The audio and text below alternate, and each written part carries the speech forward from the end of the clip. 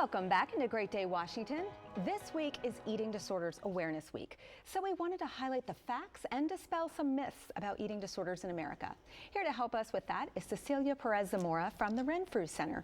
Welcome. Thank you for being here. Thank you so much for having me. Of course, this is an important topic. Tell me about some of the misconceptions out there. I think a very common misconception is that eating disorders are only about food and body image, when really they're a way to cope with difficult emotions. They're emotional disorders just like depression and anxiety. Yeah. What are some of the signs that we should look for, perhaps in others or even ourselves? Definitely some signs of eating disorders are an obsession with calories, feeling like you need to exercise after you eat certain foods, and some social isolation, I would say, avoiding events where you're revolving around food. Can you tell us about eating disorders and how they maybe present in older individuals? Definitely. It's important to know that eating disorders can impact anyone at any age. So people in midlife have some unique circumstances, such as empty nest syndrome, menopause, and chronic health conditions. You wouldn't think, we think a lot about those sort of teenage girls, and you don't always think that older individuals might suffer with some of those same thoughts and then have some eating disorders as well. What about challenges with younger students, college students?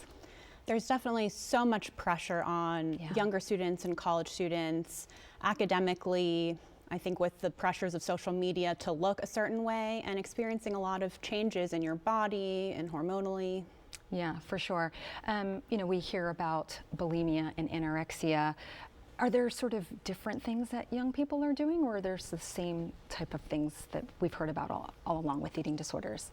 So those are definitely two of the common ones. There's also binge eating disorder, and I think a lot of people actually fall under other specified eating disorder, where it can kind of look like a mixture of any of the different ones. Yeah, so it's something you should be kind of looking for if you're a college student, in your roommates and your friends, to kind of see those signs and get them some help.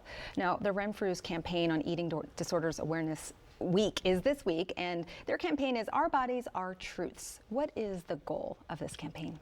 The goal of Our Bodies, Our Truths is to really reclaim our bodies, rejecting any narratives that people have told us about our bodies, trying to live more authentically, focusing more on our values and our passions rather than what we look like. Yeah, that's so hard to do, when you're telling yourself one thing. I mean, that's why I suppose it's a disorder, right? Because you can't think about those things. It's hard for you to do that. What advice would you have for someone who is trying to get to that place where they can think about their truth and get over that hump? I think the first step is really self-acceptance. So even if you don't like everything about yourself, I think the first step is just accepting I am the way that I am, and that's okay. But what kind of resources, can people look for to get professional help? Definitely. If someone thinks that they might have an eating disorder, they can go to our website, renfrewcenter.com, or they can call 1-800-RENFREW, and they're able to schedule a free intake assessment. Okay. Well, thank you so very much. This is really important information. Thank you for being here. It's a great week to get out there and talk about that, and hopefully we'll help some people who might be suffering with that. We appreciate you. Thank you so much. For more information, you can head to renfrewcenter.com.